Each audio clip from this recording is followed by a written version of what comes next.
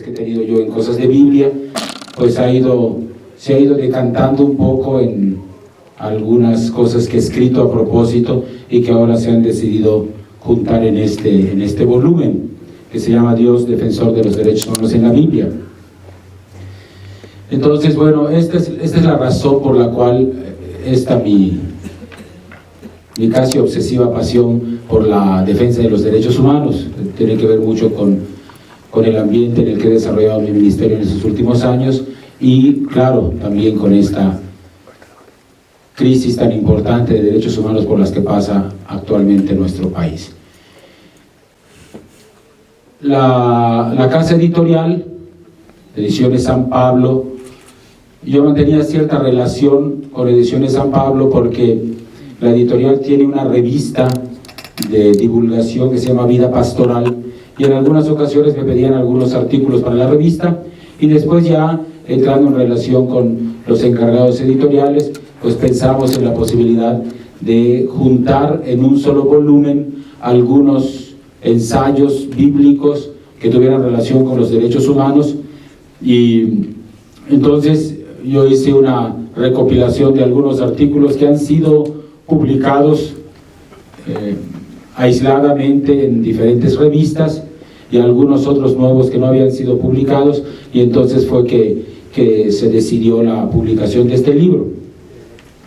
El libro en realidad es un libro que puede leerse seguido de la página 1 hasta la última o escoger a voluntad cada uno de los ensayos porque cada uno fue concebido como una unidad en sí mismo.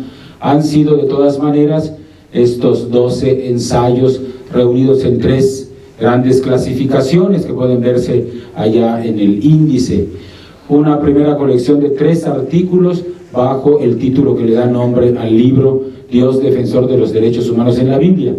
Y el nombre lo recibe justamente de un artículo en el que trato de desarrollar el estudio de algunas de las principales instituciones que surgieron en el Antiguo Testamento y que están consignadas en los libros bíblicos, sobre todo en los primeros 5 libros de la Biblia, y que funcionaron como instituciones para la protección de las personas más débiles.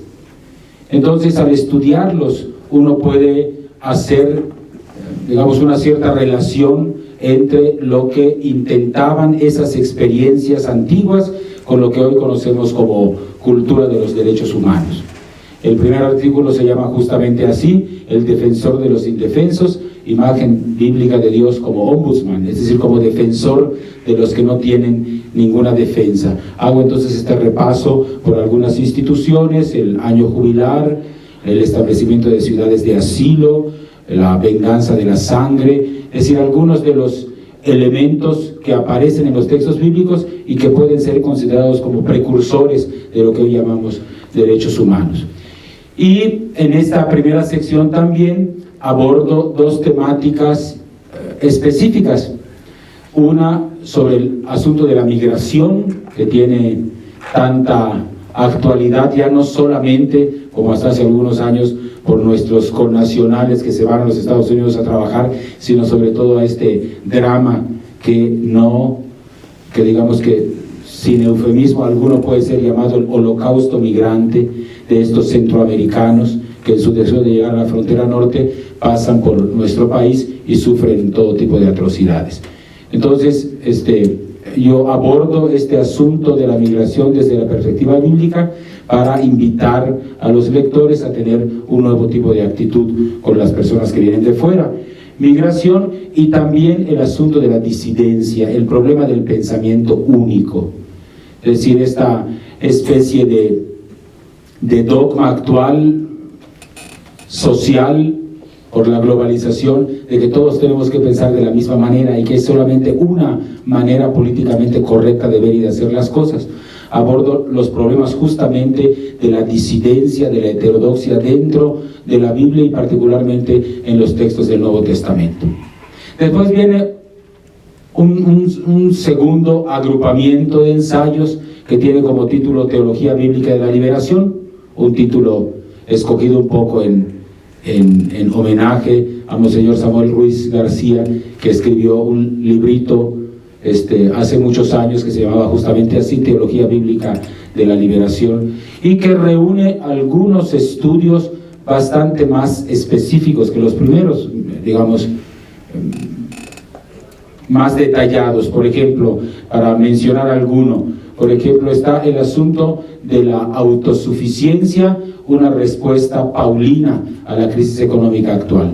Es decir, cómo a partir del estudio de los textos en los que San Pablo defiende a capa y espada su derecho a no cobrar por predicar el Evangelio e insistir en que él tiene que ganarse la vida por sí mismo, como este concepto que después fue compartido con las comunidades, el concepto de autarquía, ha derivado después en muchas lecturas que conducen hacia lo que hoy llamamos soberanía alimentaria, es decir, cómo tenemos que aspirar a que cada vez, dado los problemas ecológicos por los que pasamos, cada vez haya más gente que sea autosuficiente, que produzca su propia comida, que utilice energías que pueden renovarse, etc.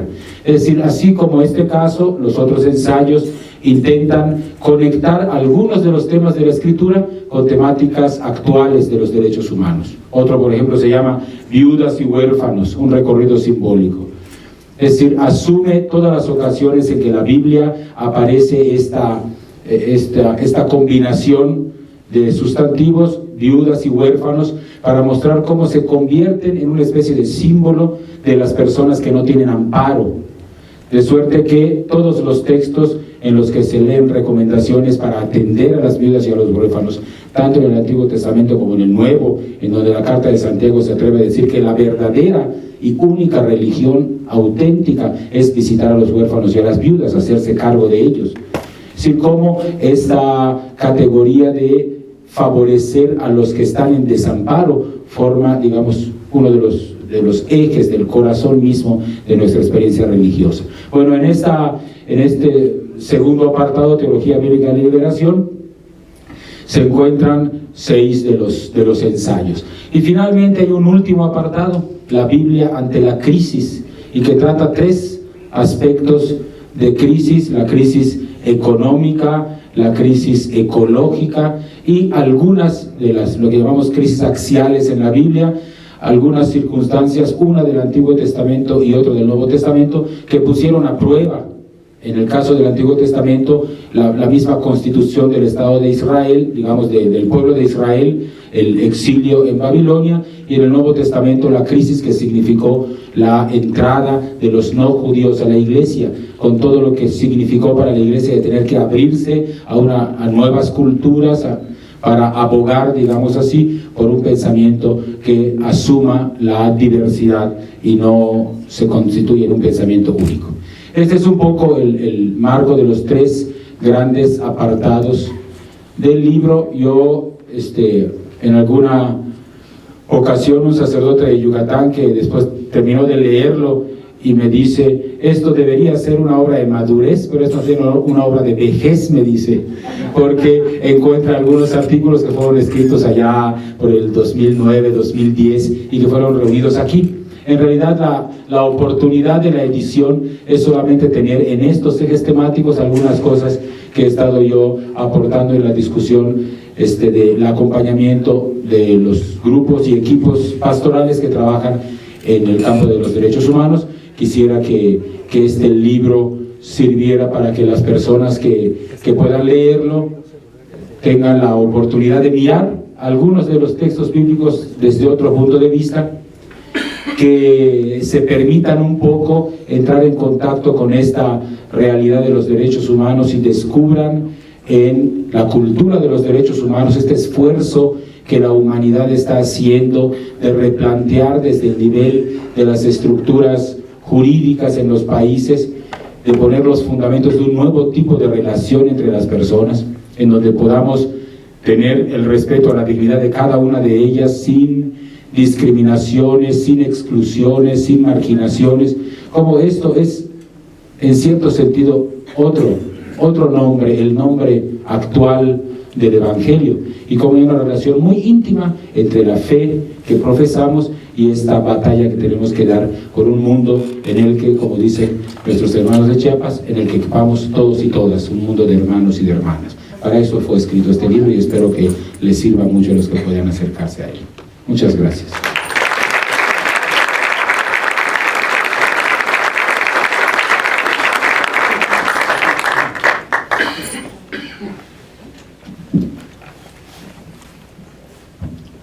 Bueno, muy buenas noches. Para mí ha sido una fiesta todo este día y esta noche de poder recibir al Padre Lugo, al Padre Chema y tener la oportunidad de exponer aquí el impacto que me causó este libro. Pero voy a tener que ser muy breve y probablemente yo nomás coja un eje temático porque son solamente 10 minutos los que tengo. Y alguien me hace así, por favor, si me paso, porque me encanta hablar. Antes de comenzar, quiero agradecer a Claudia Tapia, que nos consiguió este espacio, al licenciado Enrique Javier González Cisneros, secretario de Cultura de San Pedro, al ingeniero César Aristóteles García, coordinador del Centro Cultural Plaza Fátima, y a María Aurora Mota y a todas y todos en género ética y salud sexual por su apoyo en la organización de este evento. De una vez también pedimos a nombre del Padre una disculpa de que no hay suficientes libros. Los fuimos a buscar apenas el día de hoy, es cierto, y nomás logramos obtener 17 de la librería.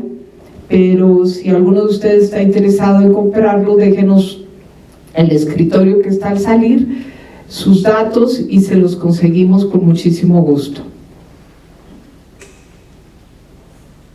Este para mí es un libro, fue y sigue siendo un libro retador.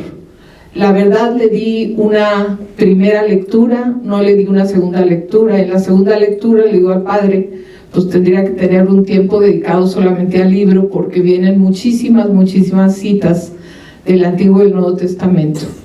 Y yo soy una persona que nunca me he sentado a leer la Biblia, y lo poco que sé de la Biblia es lo que he aprendido a través de los años que estuve yendo a misa los domingos, no mucho más que eso. Y en parte por eso fue un libro retador, pero no fue la única razón. Es un libro retador porque lo que el Padre Lugo nos muestra es un cristianismo de un compromiso que sí lo tienen algunas personas presentes en este auditorio y en la mesa, pero muy fuerte para un laico, una laica, ya sea católico, cristiano o sin religión, porque el compromiso que yo alcancé a entender que plantea el Padre Lugo y que él lee e interpreta con mucha claridad, tanto en el Antiguo Testamento como en el Nuevo Testamento, el mensaje de Jesús, es de veras una transformación. Yo le llamaría metanoia, y eso sí me interesé, porque las cosas espirituales me interesan desde hace muchos años, y un día alguien tuvo la bondad de explicarme que metanoia se malinterpretó como arrepiéntete, pero que es mucho más fuerte que eso. Y si no, pues aquí hay varios sacerdotes que me pueden corregir. Metanoia es como quitarte un guante y ponerlo exactamente al revés. Se trata de una transformación profunda de nuestra vida, de nuestra conciencia y de nuestras acciones, para poder ser considerados cristianos. Y pues para el caso, yo creo, personas comprometidas con los derechos humanos o budistas o casi cualquier otra religión, porque creo que todas están llamadas a esta transformación que nos es posible si abrimos el corazón y ponemos atención al otro o a la otra. Nos presenta el libro un Jesús sí de paz, incapaz de invitarnos a derramar una sola gota de sangre en contra del otro, pero a la vez nos presenta con toda claridad a un Jesucristo en su acción política más subversiva. Se enfrenta a diversos grupos, entre otros a los fariseos, los encargados de interpretar la ley de Dios, quienes habían deformado la religión para volverla un instrumento de opresión, un instrumento solamente apegado a la letra de la ley, la cual ponía muy por encima de la felicidad y del bien del ser humano. Jesús, con su testimonio y sus predicaciones, provocó su propia crucifixión. Se la ganó a pulso, pues su mensaje fue retador para el status quo de su época y lo sigue siendo. Elevó la condición de la mujer, del pobre, que como dice el Padre, en los evangelios y en el Antiguo Testamento se consideran los huérfanos y las viudas, ese binomio que a veces es trinomio, del enfermo, del pecador y hasta de los niños, personas que no eran consideradas dignas de mayor reconocimiento en una sociedad que en esa época era mucho más clasista y machista que la actual. Y luego viene lo que el Padre Lugo nos ayuda a comprender qué significa el reino de Dios y qué viene Jesús a proclamar. Es la buena nueva para los pobres, pues es a ellos a quien Dios ama más, independientemente de su mérito. En contraste, el reino de Dios, y esto es lo retador, no es una buena nueva para los ricos, pues ellos están sacando provecho de sus hermanos más vulnerables, a menos que el rico verdaderamente se convierta y se entregue gran parte de sus bienes para instalar el reino de Dios en este mundo. A la luz del reino de Dios, todos somos hermanos y nuestra obligación es cuidar a los más vulnerables, no solo en lo individual, sino en luchar por cambiar las estructuras para que no haya pobres entre nosotros. El Papa Francisco ya nos está exhortando a todos a involucrarnos en política, principalmente para cambiar estas estructuras opresoras que hoy por hoy dejan cada día a los ricos más ricos y a los pobres convirtiéndose en grandes masas que caen en la pobreza, en la miseria o en la desesperación.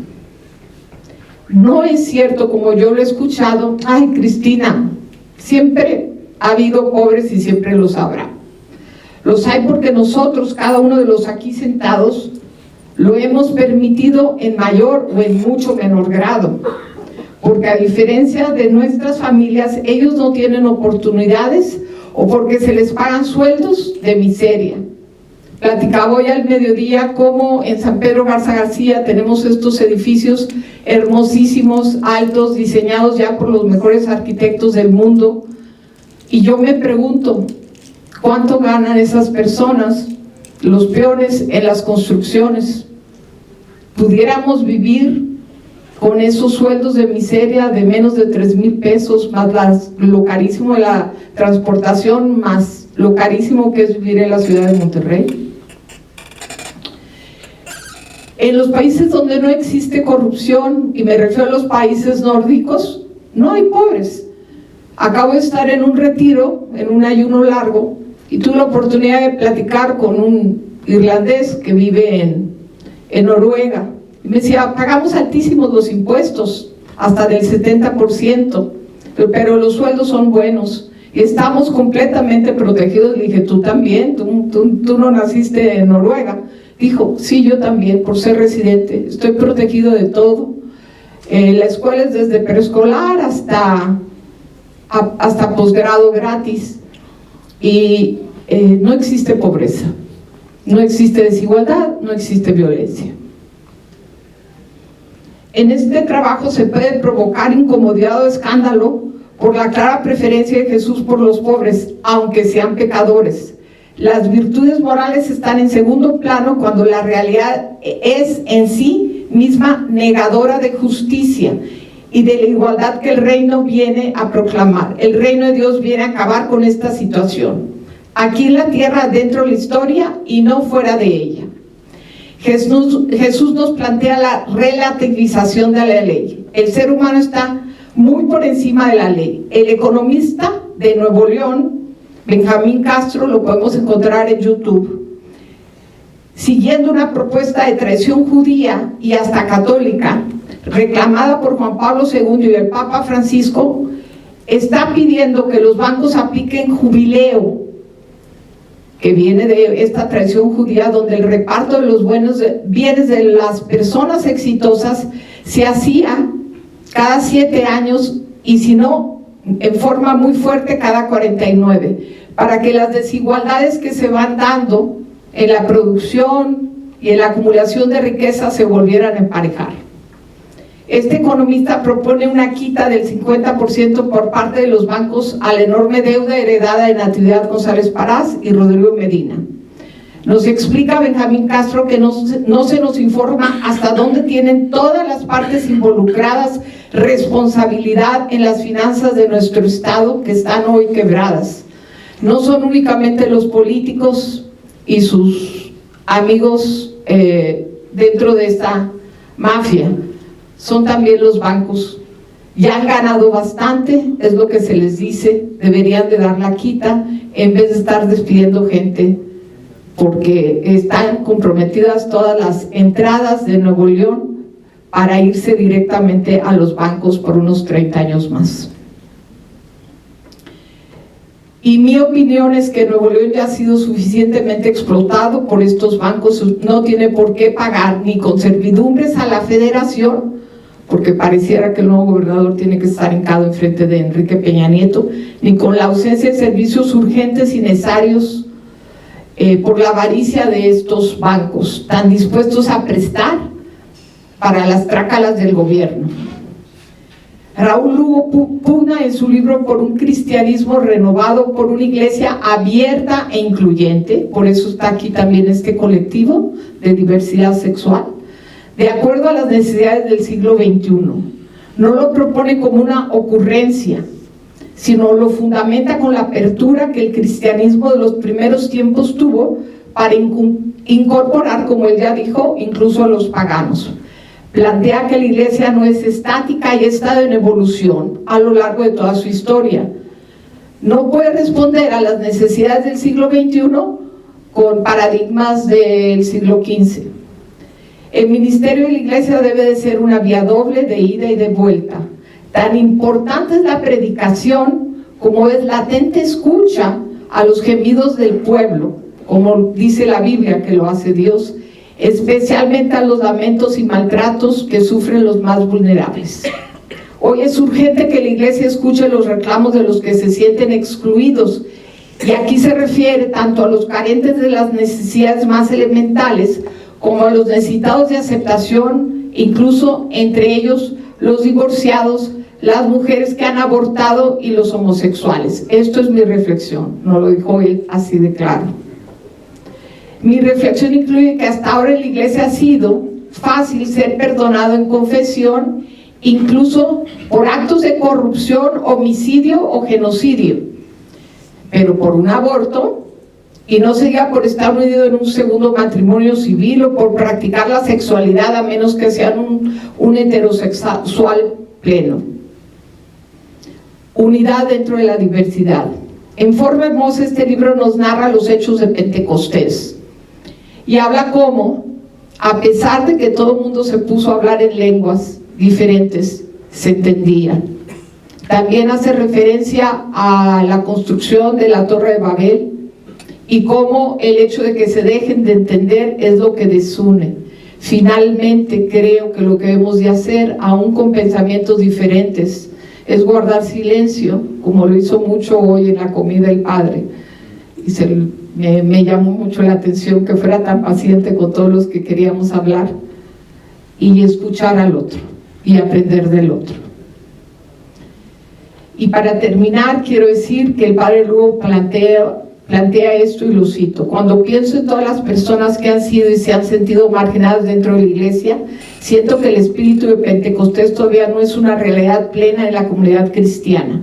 Cuando pienso en todos los que por marginaciones de este tipo han abandonado la iglesia, o peor aún, se han visto incomprendidos y hasta perseguidos por ella, siento un poco de vergüenza y mucho de compromiso para seguir reconstruyendo la unidad desde la diversidad y para no renunciar al terco sueño de no permitir que la iglesia sea reducida a una sinagoga, sino aportar lo que puedo, a veces desde la disidencia, para convertirla en una acogedora comunidad de hermanos. Creo que eso es hacer presente hoy el milagro de Pentecostés. Este libro es solo para valientes, pues creo la mayoría, después de leerlo con detenimiento y responsabilidad, en caso de considerarse católicos y cristianos, no podrá dejar de hacer un examen de conciencia y obtendrá una más amplia perspectiva. ¿Qué tan comprometidos estamos para cambiar las injustas estructuras que nos benefician a los que tenemos ciertos bienes y cierta educación? Estructuras impuestas por el imperio y respaldadas por la clase política, empresarial, sindical y financiera de nuestro país. Cada cuando festejamos el año jubilar, repartiendo una parte importante de nuestros bienes, sí, y me refiero al capital, entre los más necesitados. Al menos yo, San Petrina, me condé con este examen de conciencia. Mejor la ignorancia y mantenernos fuera del reino, Padre, que leerlo y saber que al menos de la perspectiva que nos narra el Padre Lugo, sin una profunda transformación de nuestra conciencia y de nuestra vida, no tendremos acceso a la salvación. Muchas gracias.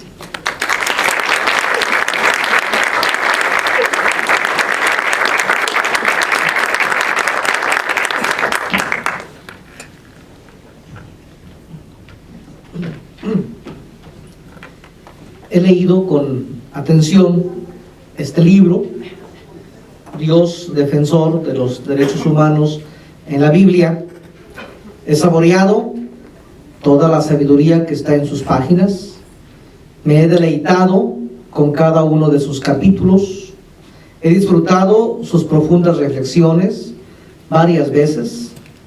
He percibido a un Dios vivo, tierno, misericordioso, lleno de amor y muy cercano a todos, principalmente a los más humildes. Me he entusiasmado con cada una de sus enseñanzas. Su lectura me ha llenado de esperanza y me ha proporcionado retos pastorales. Leerlo ha cuestionado mis criterios de servicio, me ha mostrado la buena noticia del Evangelio, ha puesto frente a mis ojos mis propios prejuicios y mis egoístas justificaciones. Es un libro inspirador, porque después de leerlo con detenimiento, podemos unirnos y disponernos a servir al pueblo, defendiéndolo de quienes lo quieren destruir. Es un libro que nos da herramientas para defender a las personas de quienes muchos se están aprovechando. Podemos ayudarnos mutuamente para que brote el amor y crezca entre nosotros todo lo que es bueno, agradable, digno.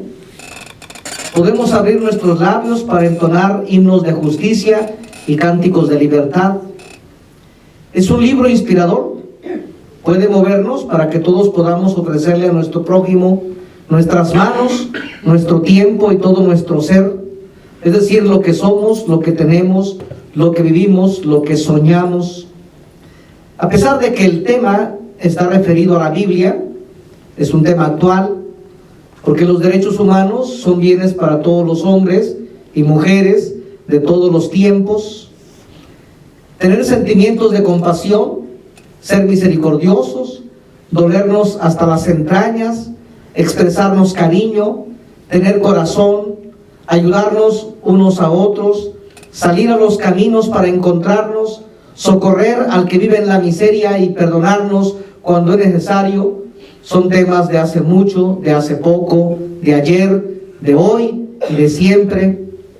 Acercarnos al abatido, al indigente, al relevado, al desechado, al postergado, al abandonado, sigue siendo tarea actual. Los pobres, los huérfanos, las viudas, los extranjeros siguen necesitados de Dios y también siguen necesitados de nosotros. Dios sigue mirando las miserias de todo su pueblo y sigue disponiéndose a ayudarlo, mientras nosotros volteamos a ver para otra parte Dios sigue compadeciéndose de los gemidos del pueblo y sigue acudiendo en su auxilio por medio de nosotros. En ese comportamiento divino hay muchos acentos humanos. Sus entrañas se siguen conmoviendo y sigue cerca de los que sufren.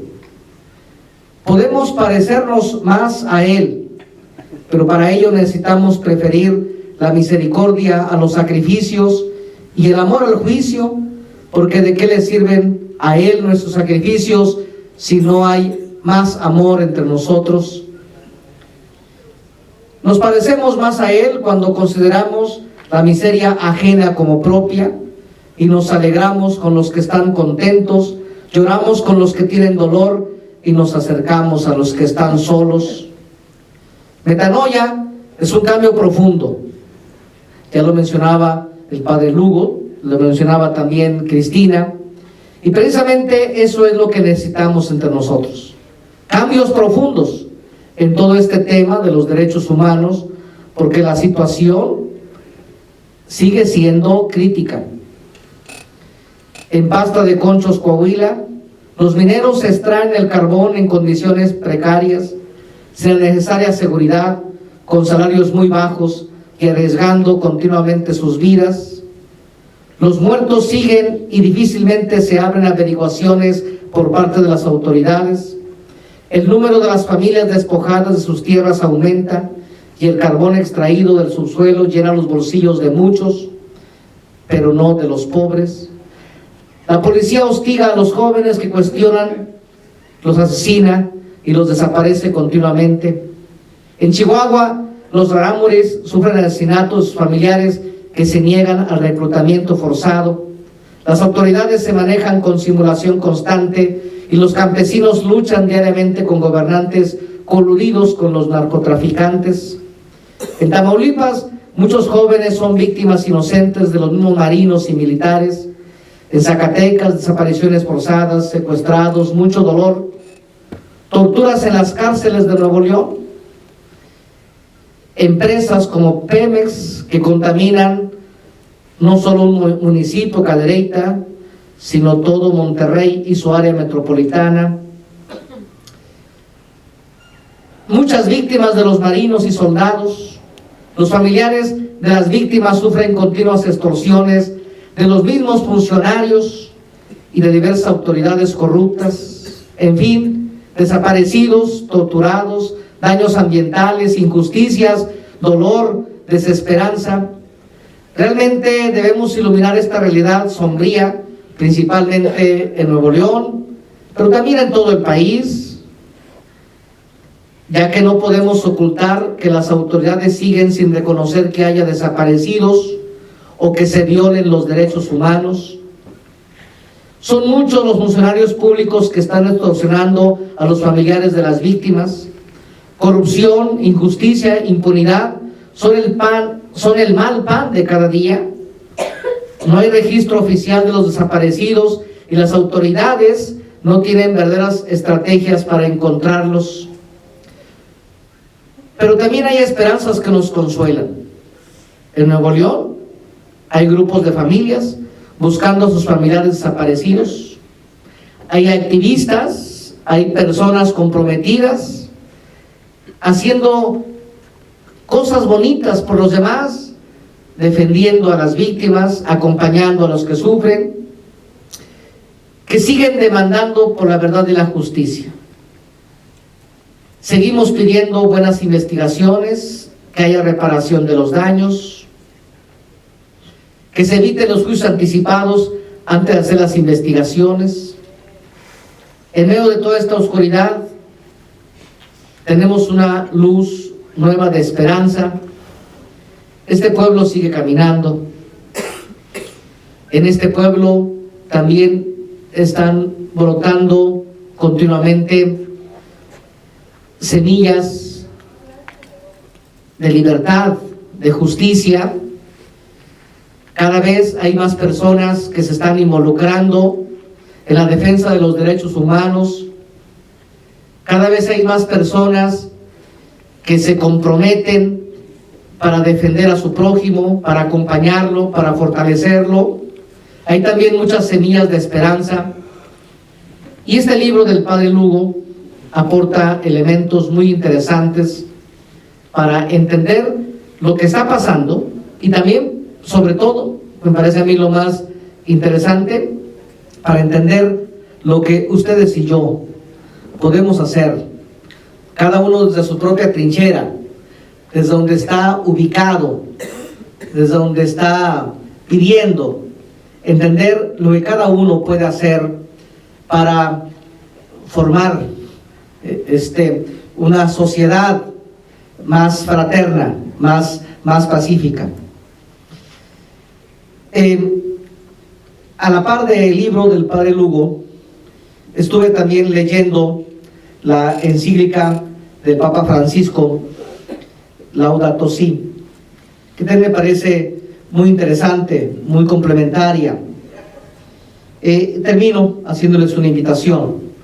El sábado 7 de noviembre, sábado 7 de noviembre, el obispo auxiliar de Monterrey, Alfonso Miranda, nos va a estar explicando la encíclica Laudato Si, sobre todo por todo el tema ambiental también. En el museo que se está construyendo en la iglesia del Roble, ahí en el centro de Monterrey, de 10 de la mañana a 3 de la tarde. Al terminar, tendremos un momento también de reflexión, de iluminación fuerte, con las homilías cantadas de Monseñor Romero, que interpreta a Luis Alfredo Díaz. Todo esto lo digo para motivarnos todos a seguir buscando luces, seguir buscando fortalezas, seguir buscando espacios donde expresarnos y donde mostrar esta necesidad tan fuerte de que nosotros no solamente podamos unirnos, sino también podamos organizarnos concientizados en esta lucha, en esta defensa que tiene que ver con todo el tema de los derechos humanos. Gracias.